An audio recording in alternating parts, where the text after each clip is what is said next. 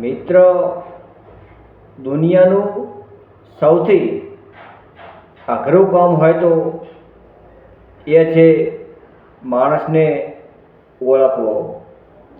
મળે ત્યારે જુદો હોય, ગરજ હોય ત્યારે જુદો હોય, કામ પતી ગયા પછી જુદો હોય, ફોનમાં પણ જુદો હોય.